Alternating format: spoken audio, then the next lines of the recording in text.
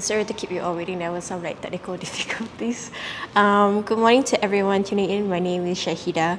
I am the curator of the exhibition and exercise of meaning in the glitch season, currently on show at the National Gallery, and organised as part of the Proposals for Novel Ways of Being initiative, which also realised Time Passes, an exhibition curated by fellow peer Samantha Yap. Time Passes is adjacent to glitch season here at the National Gallery. Today we're continuing the artist talk for the two exhibitions, consisting of artists from both shows. Before we start, and for anybody who just tuned in, let me begin by introducing our speakers. So first we have Yeyoon Avis who explores and researches the possibility of recontextualizing the idea of production and its brazier possibility. Her practice mainly encompasses composing the possible relations of heterogeneous elements such as virtual and reality, text and music, visual and music, subjective thoughts and non-subjective elements, which all together as fragmented debris meet as a messy constellation. Avis is interested in looking at this musically to compose a symphonic network for scattered fragments beyond localities. And then next we have Clara Lim, who is a moving image artist and visual designer based in Singapore.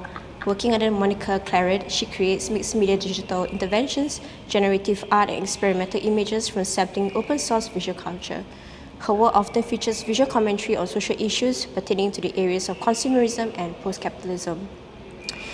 So today we will be talking about their works adapted specifically for the two shows, Clara's 3 GHz and Avis's Passage Moist Bings, and the broader aspect of their practices surrounding image making and its politics in contemporary visual culture. So I will start with the first question, which I asked you in my last talk. It's been 5 months since the two shows opened and we're now nearing the end, and the pandemic is still ongoing. So how are you both feeling? How you feel? Pretty okay, I think. We are all low-key adapting to the whole protocols that's happened over the span of like 6 over months. For me, I think it's more like trying to heal and slow down like a lot of the past like pre-COVID hustle, and then trying to look into myself more and then the people around me. Yeah, for me it's quite funny that I'm really getting used to this kind of a new rhythm and sense of time, how it passes. I still feel like I'm daydreaming in the middle of like one of the Black Mirror episode. Yeah, It's true. So I think just to get the conversation going also, and also a refresher for our audience tuning in, would you both introduce your work? So, Clara, you want to go first? Yeah. okay, I think my work is right now inside, still ongoing until 21st. It's mostly a commentary about the mass consumerism that is brought about due to technological advancement. So what you can see within the gallery is 3 elements mostly, starting from the microwave itself. Encased within it is a video where it features a really humorous music video done by MDA back in the 2007 actually, 2007, where they got a bunch of director to talk about seriously what are some of the plans that they want to implement in Singapore. And supercut with that video is commercials that we are familiar with since the 80s and 90s that we see that is pertaining to technology such as electronics and household appliances. And that extends to the decal that you see next to on the wall, where you also feature the advertisement and more so like what it's being shown to people watching TV back in the day.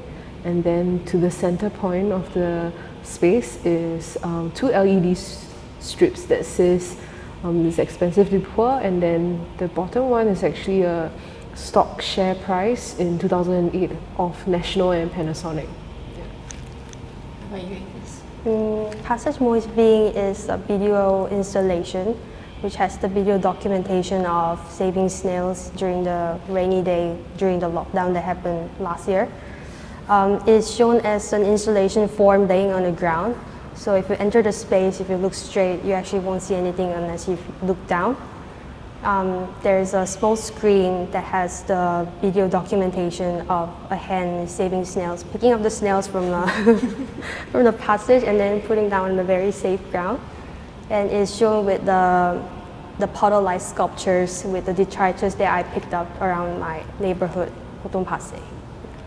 I think just to also extend on that conversation, because I'm more familiar with Clara's work and practice, and because we collaborated for this show. And I briefly remembered Samantha also telling me how it started with you documenting yourself, picking up the snails that you just mentioned. That they were walking across human pathways. Could you take us through the process? Yeah, it's really close to the everyday experience compared to what Clara had shown in her work. And at that point of time was during lockdown, and everyone's life and everyone's periphery of care and everyone's periphery of vision is really confined into these cube-like spaces. Mm-hmm. And then we were bound to be in the space 24/7, and then the things that we keep thinking about and coming about is really about ourselves as individuals. But at that point of time, I also start noticing the crushed snails on the ground in the rainy days, and then I started to realize that actually the world just running around in human hand, and like small things like snails can be crushed. And then I started this kind of a small movement that I start posting about me picking up snails, putting down the safe ground, and I put it up on Instagram. I think a few of the people start following, and then starting the movement of picking up the snails and safe snails. And then I think one of the days Samantha saw it and then asked me if I want to make this into an artwork. And I said, yeah, it's great. It really came from a very everyday conversation how this work came about. Yeah, and also having that conversation also like, you know, about screen technologies, especially how it's been sort of exploded during the pandemic. And I think that's also the conversation that we want to talk about. And there's obviously a relationship on screen technologies in your practices for both of you. And for Avis, like what was running through your mind documenting these moments? As you know, the gallery is not a space accommodating to organic creatures or materials that are non-human as for us. So what did it mean for you to have these documentation reels of snails being suddenly placed into a gallery? Yeah, firstly when I start making this work, and when I was thinking about having this work in this space, I thought was very, very humorous, because as everyone knows, National Gallery space is with the paintings that has been done past, and then or the sculpture that has been made past, and then there is a sense of past in this space more than anywhere else, as this is like institution and then the museum itself. But having that kind of a small life that is so close to reality and then so close to the real world was happening, I thought was very humorous. And then thinking about the scale also, the National Gallery Museum is the biggest space that we can have in Singapore to show artwork, and then having audience to squat down and watch the videos that are created in a very small scale, I thought the contrast that comes from the scale itself is actually very funny and make people quite humble and be more appreciative about our everyday life. And I thought it was a bit of a lovely approach. Yes. Thanks. So for Clara, like this is for 3 gigahertz is actually an existing work that has also been expanded for this show. What were the developments from the previous iteration and the current one sitting in the gallery? I think this is probably the third iteration, but I think something that was pretty noteworthy to talk about is the idea that this work is supposed to exist without electrical intervention from an institution, or maybe like any space that is within itself.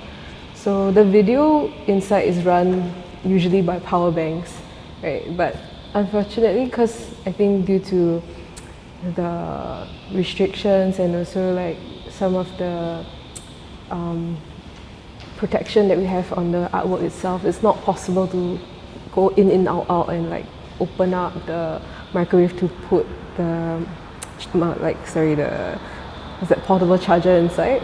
So what they did was they rigged electrical point specifically for the microwave, and I thought that was a pretty interesting development.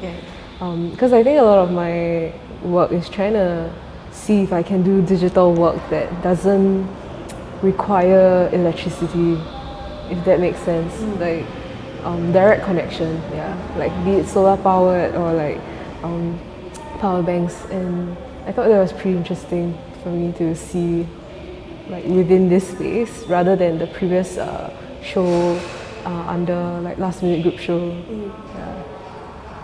And I think you shared also how there was a short circuit in that show.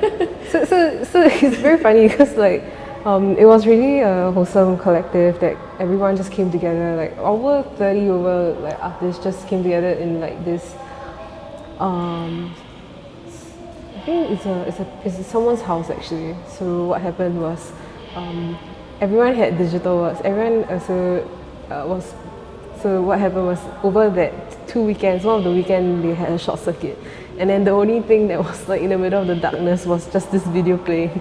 So a lot of my friends sent me like Instagram stories, and that was like pretty funny.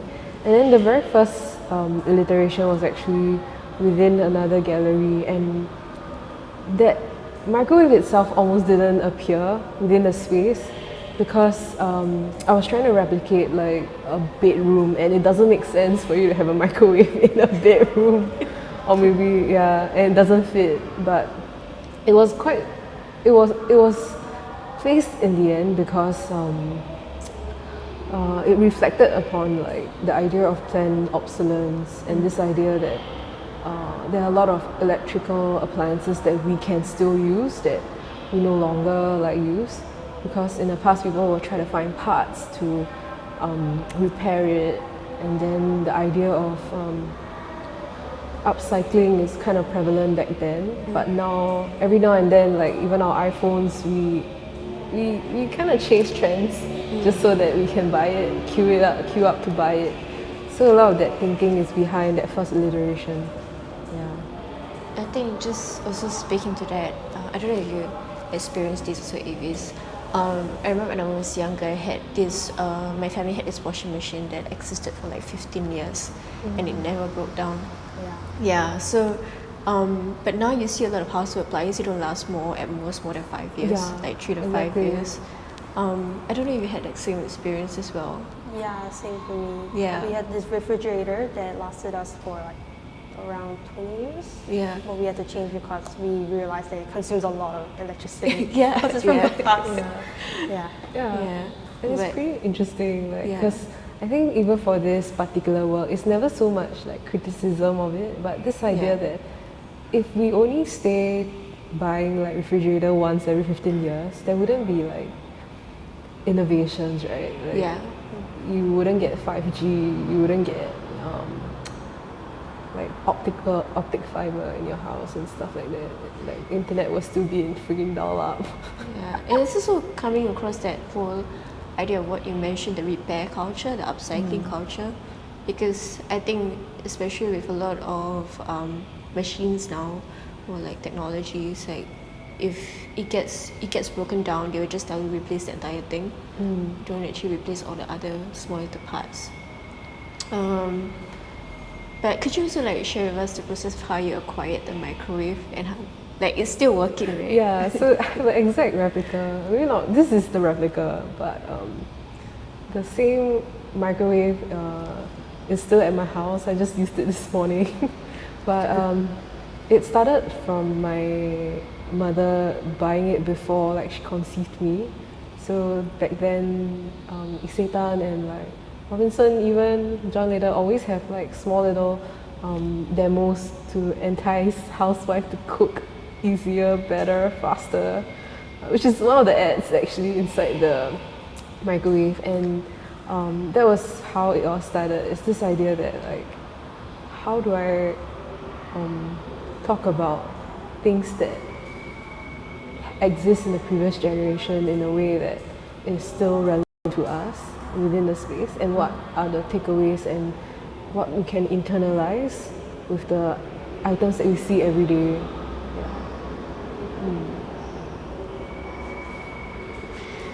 And I think also talking about your work, so there were actually 2 questions, and I think the second one might also relate to your practice. So the first question was, people were always asking me what was the information on the second LED screen. I think you mentioned about the stock index of National. So 12.78 is the share price dated on the 8th of August 2004. So why that particular date was really a subtle Easter egg, and if you know, you kind of know, it's on the financial depression, Asia financial crisis in early 2000s, and it's really insane to think about because it's on the 8th of August, which is like auspicious number. And for me, the decision to place the LED screen like lower than us was also kind of discussed back and forth with Syaheedah. So it's this idea that all our lives, anything that has to do with like finance, like stock, is always in the big like buildings at Raffles Place, in Wall Street. But now for the first time, like stock, it's like near us. And it's also like pretty apt that we are having our talk today, because this whole trajectory on like stock share price literally blew up over the last 3 weeks, right? Like over meme culture, which we'll talk later more about. And it's very surreal to me because these are the things that directly impact all of our lives, but it's also something that isn't seen. Like it's something that kind of toned out unless you are in a certain group of people relevant to it. Like you understand it, you study economics. But to the everyday people, I think none of us actually really understand what those numbers meant and what it means to the economy and what it means to our daily lives. I think that was what I was trying to articulate within the whole space, the correlation and the ecosystem of where we lie within our existence. Yeah. It's also, pertinent that you brought out the Asian economic crisis. I remember I was about 8 or 9 years old. I don't know, Avis, but did you actually had the experience? I think a lot of people from our generation, I think the experience of, we didn't obviously had that direct experience as what our parents had, right? Of the Asian economic crisis, but I think one of it also, in a way, sort of embeds into our psyche, that traumatic experience. I remember that my parents were retrenched, and I think that was such a difficult time for a lot of Singaporean families. And I know Avis, you're South Korean. Like, did you have like similar, experiences also? We did have, and then I remember when I was really young, we had to, because it was like a sort of like a movement to collect goals from the household and then submit to the government, and then we all save our country from dealing with IMF. That happened during, I forgot the specific year, but that happened when I was really young. So I had to give my gold jewelry, and then my mom also had to give gold jewelry, and then collect all together and go to the bank and keep it. And these are like moments that you remember during that period. I think it was like, I would say that was the first experience that sort of jumpstart the other experience that, that in a way creates our bodies and experience of how we look at the world. I think the Asian economic crisis was the start of it. I felt for our generation as well. I think also going back to that conversation on screen technologies, and the second question that was posed by a lot of people to me was, what is Vaporwave culture?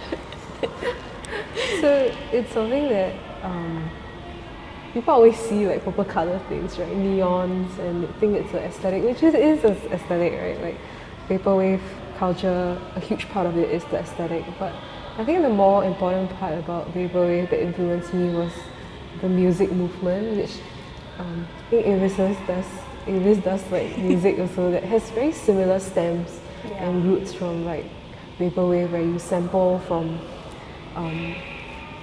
each other within like the community, and it's very anti-consumerism also in a way, where you literally question the existence of copyright laws. Like, who exactly does it really protect? And if, let's say, it's within the community, and then everyone just bounce off each other, kind of decentralizing the power, the source of power. So that is actually, in essence, what started the Vaporwave movement, like in the early to late 2000s, right after the internet boom. Because people were trying to negotiate, like, what does post Y2K means. Y2K, like 2000, early 2000, the whole like pop culture, they were just trying to reconcile with it. So they use a lot of like graphical elements from Windows 95. They use a lot of aesthetic, a lot of like bit more. So we're just showing each other like what it is. But yeah, Avis can share a little bit more about like her way of sampling her music as well. Yeah, so I usually work with like multiple mediums, so I try to think of myself as I'm a mixed media artist. I work with found images, found videos. I also work with music, Right. and sometimes I work with installation also. So the way I collect the found images is pretty much the same as what Vaporwave movement that you Yeah. just mentioned about. So usually I would scrape the images that were used commercially and somewhere else, like most probably commercially. I scrape from those kind of advertisement or the movies. Right. Then I re-situate those images into my own narrative. Right. And usually that my own narrative is somewhat a bit more romantic, personal, and musical. Yes. Okay, I think we can also talk a bit more about that relationship of decentralizing as well. When you talk about mass production of images and utilizing it within your practice. For glitch season, like some of the ideas I tried to bring out was also thinking about converging relationships from ecological consciousness and spirituality, colonial legacies and structural inequities, and image politics and visual literacy. And Clara's work, I felt, situates in this third one, and I think with you as well, and that's something me and Samantha also saw. Yeah. And the three of us, we talked about this together, right? Both of your works and your practices are commentaries towards contemporary visual culture, and you both utilize this act of duplication, of reproducing, of reframing mass-produced images. For Avis, you shared with me also about going back to this question of decentralizing these images from the mega industry that they come from. And so do you want to share a bit about this mega industry? Yeah, so usually in order to have that kind of a big visibility in our lives, and usually we are very bombarded by the images that are on the street and sometimes in the MRT station, and those kind of images were produced by those who has the political and financial hegemony, and it's quite dangerous. I think it's pretty dangerous because it can also structure the collective sentiment and also the social narrative, Right. without us knowing, because as individuals we were mostly a consumer, not a producer of those kind of image making system. So the decentralizing part, I think it comes within my practice, because what I do is to be an instrumentalist, to collect them as fragments, because in my practice I usually go against the hierarchy system that something has more visibility and something has not, so everything will be on the same horizontal level. So I just pick up the fragments and then recompose that into something else. So the mega industry that you're talking about is basically mainstream culture? Yes, mainstream culture, Yeah. the Hollywood movies, Yeah. advertisements, and K-pop videos. Blackpink. Whoa. As an artist working with existing images, and you shared with us about the politicizing of the image and taking it from the, like you said, the mass media category, and you also mentioned earlier about making it personal. Do you have actually a formula, or is there a criterion in which you operate with this selection of images that you use? Usually I thought about it, and I think I work really similar to how musicians make music, and because I think what I aim to achieve in my work, I think is pretty similar to what musicians want to create to make the good music. So it really is a very abstract process behind my work, behind my practice. So I don't think there could be a very step-to-step formula, Right, yeah. but it's a very abstract and quite romantic process that I want to put it that way. Yeah. I think also going back to that conversation on duplication and reproducing, I think one of the things that the three of us talked together was the notion of sampling itself. And I think sampling, not just in the context of images, but also music, and it basically exploded, right, in the past 20 years. I think we also can talk about how that's also a conversation that's in relation to the visual culture that we see in screen technologies, but also the internet. And one specific form of sampling is also, of course, is meme culture. Yeah. Yeah, I think we can also talk about that in a bit. Expanding also on that conversation with visuality and visual literacy, for Clara, we know that The Decay on the Wall is a montage of advertisements from the 80s, which you said, you mentioned that they were advertisements that were experienced by your mom and your parents, Yeah. right? Yeah. So I remember our collaboration, what we did was that we blacked out some of the images or the decal. We just put a QR code and we just put a liner that describes the advertisement. So people actually have their own choice or free will to access the videos through the QR code. But I think the kind of conversation that me and Clara were thinking about is like, what was some of the one-liners that were like, I think the one that was the most funny for me was like a man caressing a TV. yeah. Straight out of like a IKEA advertisement, I think. And there was another one, Bending a ketchup. toothbrush. Yeah. Pouring ketchup. Yeah, on it. Yeah, and that's the thing. So I think the conversation that me and Clara was having where we were doing this show was, it's so interesting how, you know, advertisements have been embedded in our psyche, in our consciousness, that we actually don't even have to see the videos. We can just visualize it in our head how it's going to be like.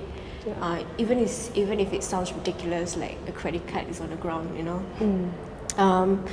I think one of the conversations we had also, Clara, you were talking about how we've become walking advertisements. Like, do you want to expand on that? So it is true, like it used to be us being given that stimuli, but now somehow like we are part of like the matrix, and like now the way we feel always gets like commodified.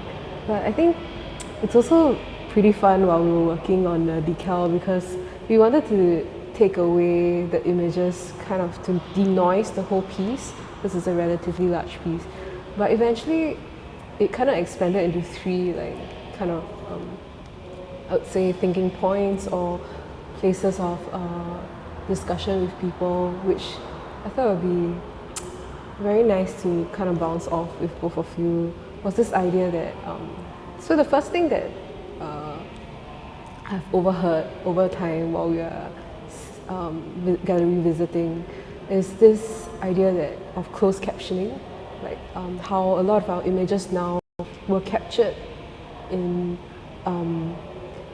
methods of machine learning, like so they want to detect like an object. Oh, okay, they will hover over and this is like a water bottle, a lot of things like that, where I thought it's a very nice like annotation, because I don't think me and Syaheedah wanted to look into that, because it's more so like a humorous like angle to remove the image. But the fact that that got picked up was kind of interesting for me, because then we look into how, whether or not, if let's say the words that's being used, is it binary, and then it fits into like different stereotypes of things.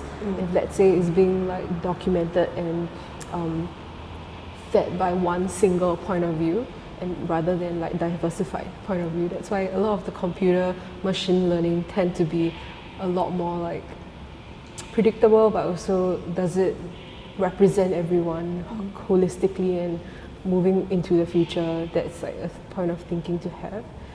Then also the second thing, when the QR code was used as an element within the space, was also very accurate to which time the particular work is being made, because right in the pandemic, before we even enter the gallery, we need to scan like safe entry, and that has always been quite close to me, because I have like aging parents, and even like my exhibition or my mom also is this idea that QR code scanning was a barrier of entry for a lot of elderly, and starting in the pandemic, like how did they know how to even open like SingPass mobile and stuff like that. So I thought that was pretty interesting to also note from that particular decal. And then the last one was also linking back into the QR code. When I saw my friends scanning the particular images, it brings us to like YouTube. Those videos brings us to YouTube, and then you see like a smaller ad banners at the bottom of that video that you see. And it's really how like, yeah, for sure, the consumption through advertisements via the television has definitely decreased quite significantly over the years. But that's also an articulation of how advertisement has evolved itself to direct marketing into like our algorithms. Each time we are on our screens, like we get to see like different ads targeted to us, and based on what we Google and what we search on, and that has always been points of like negotiating how we exist within this generation, not so much like criticizing anything for the matter, but how do you resolve things that are happening and things that are evolving, and then how do you gain your own autonomy and your own like power in it, and try to keep your sanity from all these things coming to you. Yeah. I thought that was how like the decal kind of exploded into like talking points for people, which I'm very grateful for. Yeah. What about you, Avis? I mean, your practices on media as well. Did you have any thoughts on that, responding to Clara? Within this work or usually my practice? Like in general, also. In Big general. explosion of QR codes and yeah. I did use QR code in my previous work, and then the idea was, for me, the original idea for me using the QR code and disseminate my actual copy of the work, Right. I thought it was pretty democratizing, because usually artists hold that kind of that is an asset of the artist. Usually it doesn't go to the viewers itself, but video format is like very digital. Is digital. I mean, and if it goes to anyone else, they have the original copy. So the idea originally was kind of diluted, but I thought it was originally a very eye-opening experience for the users. But I started to realize that not everyone can access to the QR Yeah. code, and then it might happen to have a lot of confusion, because actually it's very different from how I envisioned everyone to know how to use the QR code, because no one expects to have like a QR code in the exhibition space. So that kind of resonate a bit of my idea to Clara's point. Yeah. I think also having that conversation on accessibility and also to think about the seriousness of some of the topics that you both were talking about. And I think the three of us also agreed that one way to actually highlight these issues is through humor, and I see that in both of your works. That it also cushions the seriousness of what we're talking about. There are undertones in what both of your practices are about. There's also that conversation on the climate crisis in relation to mass consumerism. But this also proves a kind of collective sentiment in how we process these issues. And I think we can also attribute it to meme culture. Yeah, so I think, let's have a conversation about that, and how we can think about meme culture and its impact on our generation and the future of visual culture. Meme queen. I feel like I'm not a meme queen, honestly, because I think there are a lot of attempts to make memes, and I can't make memes. I'm probably like more like a lurker when I browse and then I repost people's memes, because it's something that I acknowledge, right? Like, it's not easy to make memes, because we have seen so many organizations and institutions try to do that in order to appeal to the youngsters nowadays. But we have seen how cringy it can get when we get targeted and we look at it and like we question it, and then we sort of think about how like that's not how the meme works. It's supposed to be self-deprecating, and when you put it into the context of trying to sell something, I think the youngsters know about that, and then it's no longer funny, and it kind of have a backlash more so rather than relevancy. That's something that I think is pretty amazing about meme culture, this element of like I wouldn't say censoring, but like self-awareness, and that is something that I've always admired a lot about meme culture. Yeah. How about you, Avis? Meme culture. I just think it could be, linguistic-wise, I think it can easily substitute what the verbal language cannot really deliver. For example, I cannot really think about meme right now, but it can actually substitute what I want to say in a very funny way, catchy way, and it makes people laugh. And it can, for me, I think it will it works as a same way as what language does, but at the same time, I was a bit cautious, like to think about actually, you will see a meme and there's an individual inside, and then it will be framed, that person's life, or actually that person is actually framed in that meme, and then it will go on forever. It might go on forever. And I started to think, oh my God, maybe I'm being part of the cyberbullying by using this. And this is a thing that I usually think about, but I think the idea of using meme and then making meme is pretty eye-opening for me, Right. because you literally sample from the image source that maybe the news media or Hollywood movie created, and then you will position that into a different narrative and then make fun of it. Yeah. Yeah, and it links back to you saying that also it requires a certain level of replication also. Like then again, then who does it owns it? Like who's the original owner of memes? So this whole idea of like origin story, like copying, really doesn't exist anymore within like memeing, right? And I think that resonates a lot with both of us. Like the idea of like copying versus like the not copying is all kind of like grey also, I feel. Yeah, even with memes around. There's no idea of originality anymore. Yeah, originality. And also like meme culture is quite powerful now. Like yeah, for sure, like we laugh about it.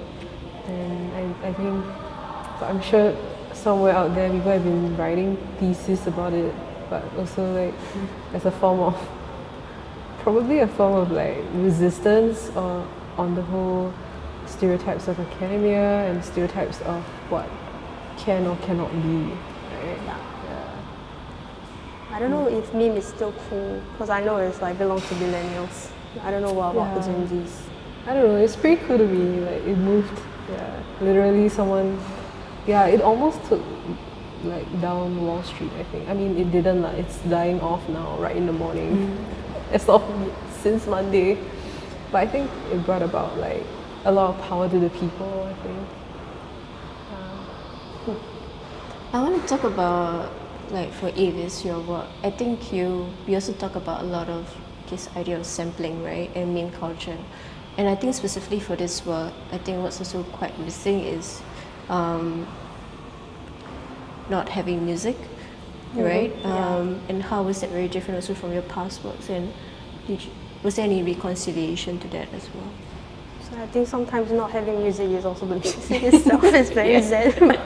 I couldn't really, I mean, usually, I really put music for every single hour that I create, but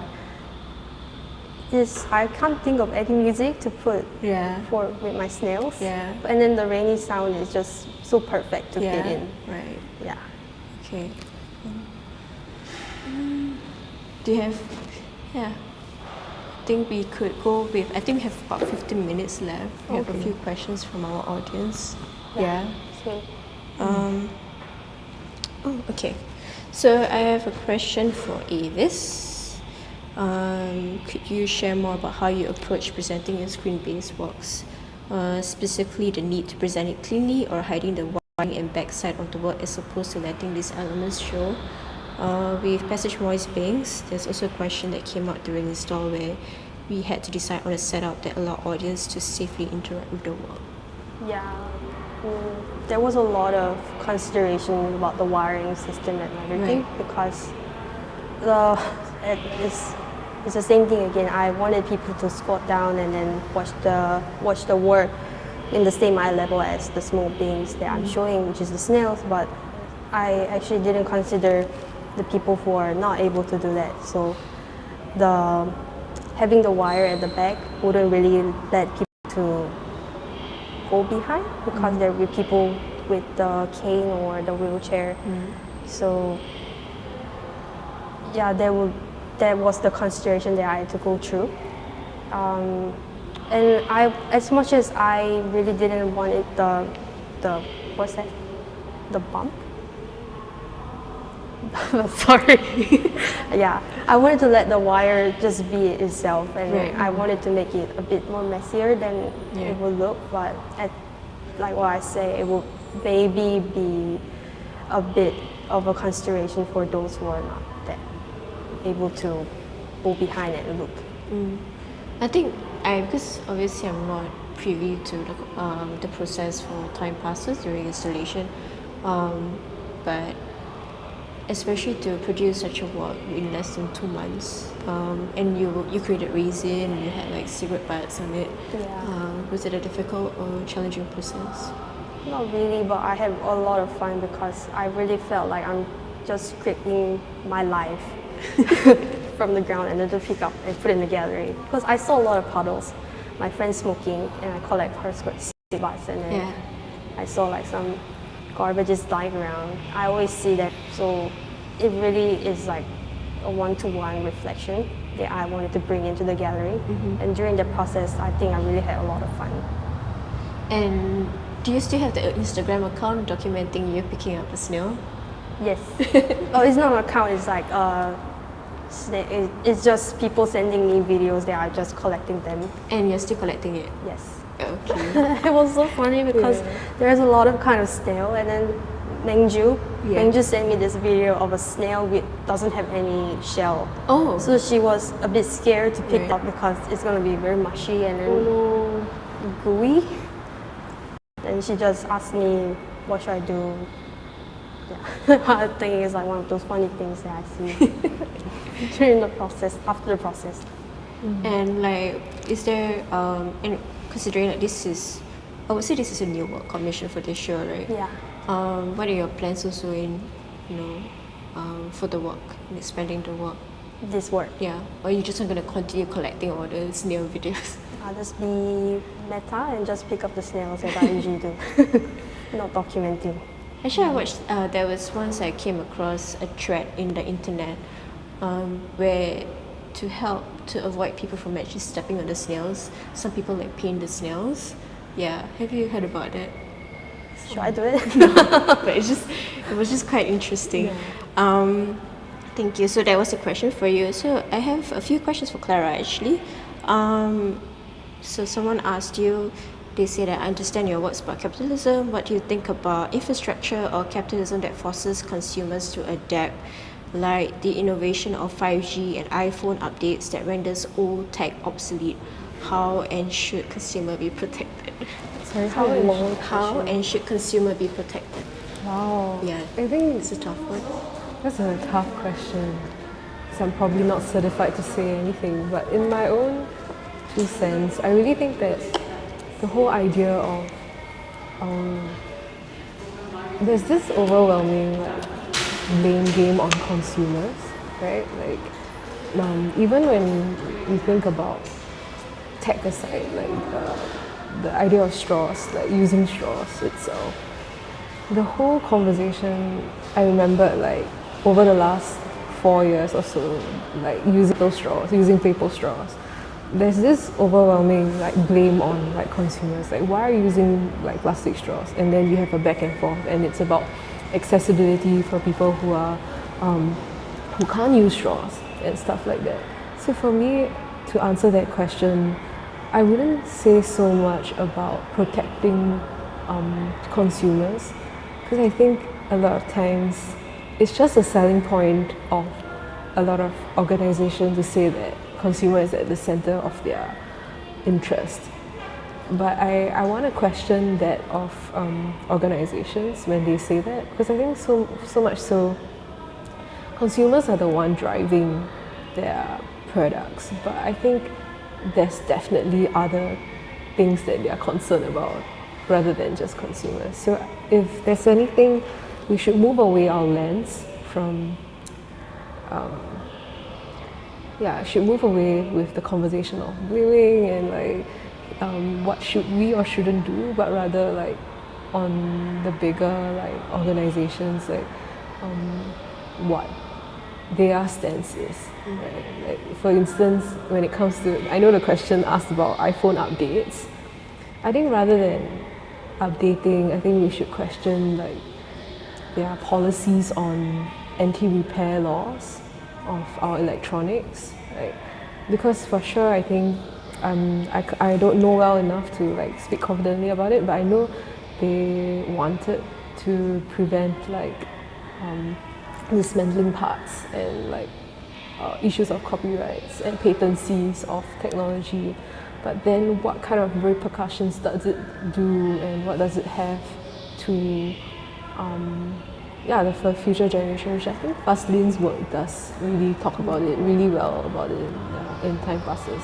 So I think that's really how I approach to whether or not protecting exists, but rather is it the conversation that needs to be steered towards accountability of organizations rather than consumers.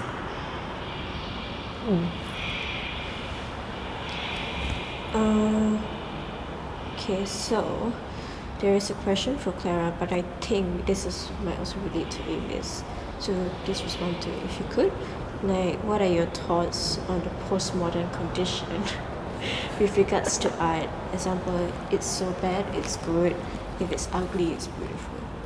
Wow. Yeah. I think for me it's like a cycle, right? Like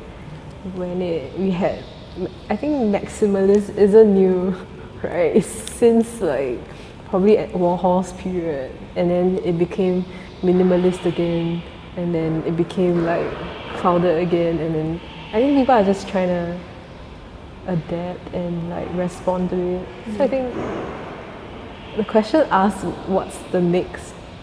What's our what are your thoughts? my thoughts is just go with the time. Personally, I'm very excited about this because I just feel like the boundaries that separates the art and the media and art and the social media and marketing is really getting diluted and more. And you will come to see a lot more interesting events and projects that online that really gives a brand new perspective how we approach art, and personally I think it's pretty interesting to watch and observe. And the more and more I kind of see this movement, I feel like the art has been a bit more involving in what reality is happening, like media ecology and everything. Which I think to also, we wrap up the conversation on screen technologies as well, and also living with the times you mentioned.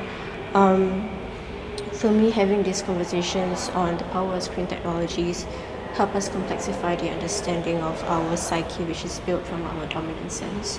That is our sight and visuality that is also built from lived experience. As artists producing art in the middle of the pandemic, what are some things you've both observed or contemplated about, especially now? A recent example is with this explosion of screen technologies as well, and technologies in general. What have you both thought about in the past year or so? Maybe on the individual level, as Clara mentioned in our previous conversation, our screen time has been triple, Almost. triple. I think so. Yeah, because of the pandemic. Yeah, double or triple, and I think really, I think as an individual level, not only as an art consumer and art consumer, I think it's really beginning to look like what George Orwell has predicted, like 1987, and we are really really handled by this media ecology, and then we will think through the media, and then we will more and more accepted to the environment, and then maybe how we produce the image making and everything is a bit more difficult. But during this time, as we can see the explosion of screen technology in the art world, I think is amazing for me, because I would think that is a retrieve of the self-agency of the image making of the artist and the subjectivity against what is the world like right now. So I actually think it's quite positive for me in that sense. And to build on Ingrid's point, I really do think when it comes to screen technologies, I think I personally is still trying to cope with it because honestly, let's say Art Week as an example, right, it was pretty overwhelming for me. I think a lot of technical like intervention has always brought us to use like to document all of our work right now digitally, right? There's this overwhelming like need to. But I think in hindsight, it's also trying to classify like screen times, right? Because we use the screen for different purposes. We use it to for work, then we use it to like talk and connect to our friends. So I think these requires us to have different mental states, and right now it's getting blurred like more and more, and that can be really overwhelming like mentally. So a lot of times like in the past, like maybe art has been used to as a form of like I would say to distressing, I think, for people, like for art to kind of be a coping mechanism from their daily lives. But now for it to kind of be part of a Chrome tab next to your email, that's pretty surreal to me. Like, oh, visit my digital like gallery, and then it's literally like back to back, and then you minimize it to do a Zoom call. Those are really like a lot to take in the modernity. So with that baseline and like school of thought, I think for me the future of tech work, I can only speak for myself, but previously we also discussed whether or not the definition of tech work should be kind of also be resurfaced and like rediscussed. Because right now, from the trajectory of tech work, even like right now, the definitions of it has always featured like some form of circuitry and electronics involved in order for it to, hey, yeah, that's a tech work. But in essence, literally anything with electricity is tech, right? Yeah. A video is tech. So yeah, it's not new. Like literally everything, a wheel, everything is tech. So what does that mean to institutions, and what does it mean to open calls and art making when it comes to stereotyping technology? I would say Maybe it's not art and tech. Maybe it's like art and smart tech.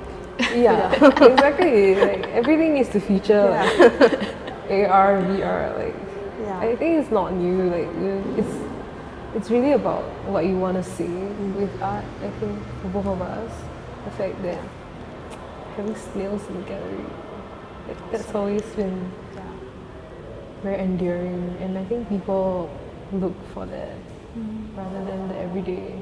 Yeah, something more positive, accepting to life.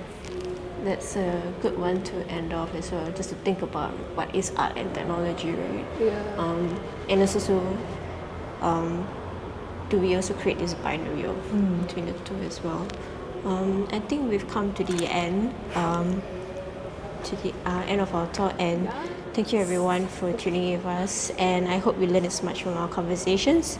Thank you for spending your morning with us. This is actually the last artist talk for an exercise of meaning glitch season, and time passes. But both shows will continue to be on view till 21st February 2021. If you missed the previous talks in the series, head to the gallery's Facebook and YouTube to catch on the videos.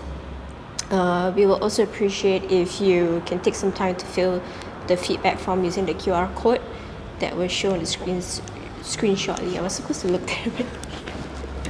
So thanks and have a great day. Bye.